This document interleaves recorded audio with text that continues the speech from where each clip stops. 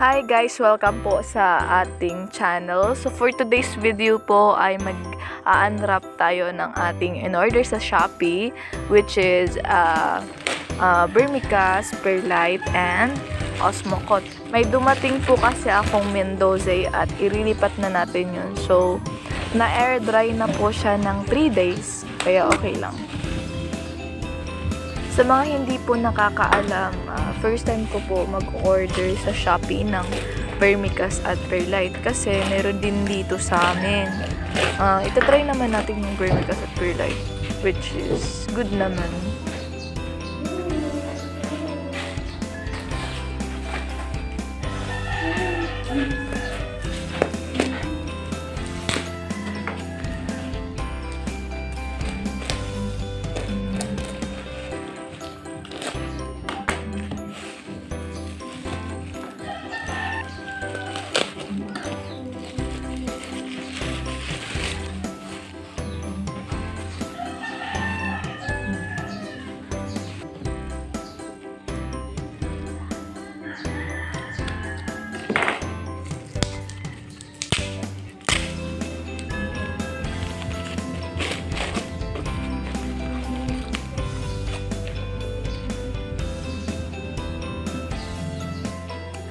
So, umpisahan na po natin ang pag-ayos ng ating succulent soil mix.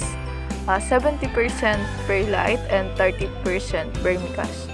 So, mga hindi po makakabili ng Bermicas at Perlite, pwede din po kayong gumamit ng 30% carbonized rice hull and 70% pumice.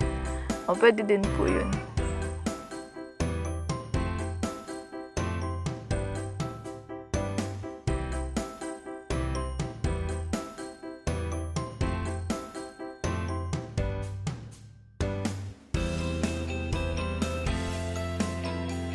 Sa mga hindi pa po pala nakapag-subscribe, please subscribe na po kayo for more videos.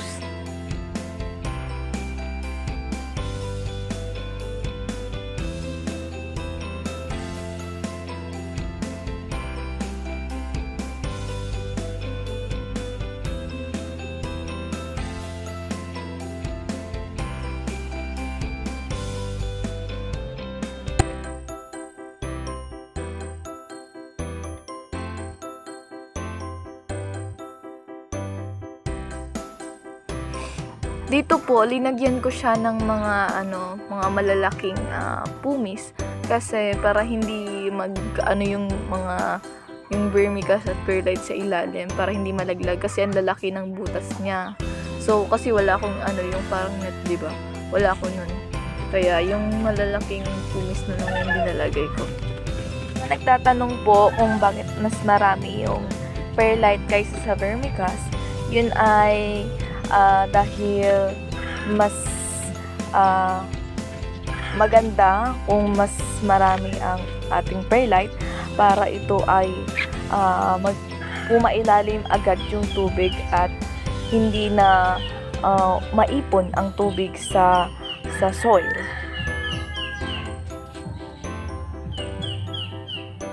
Namumulaklak na po siya at marami na ring pop sa ilalim.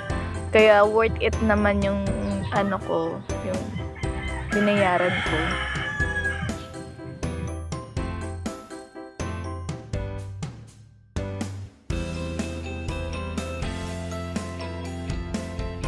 Sobra pa po yung ating soil mix, kaya pwede pa po natin yung gagamitin sa ibang succulents na ililipat.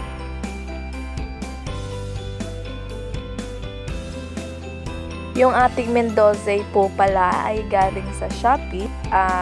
Thankful ako kasi hindi siya nabulok at maayos naman ang kanyang packaging.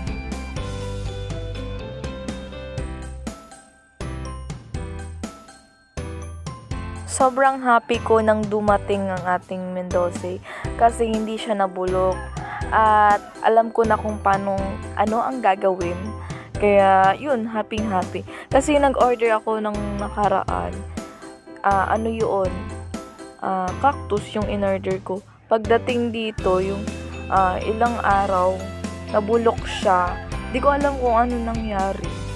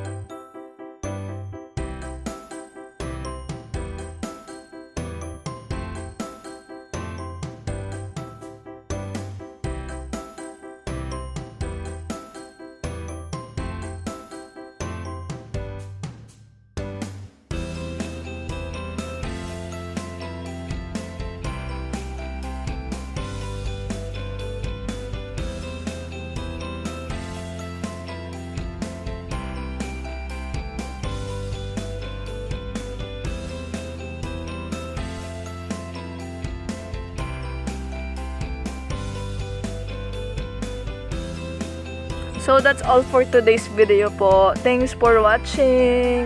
Please subscribe.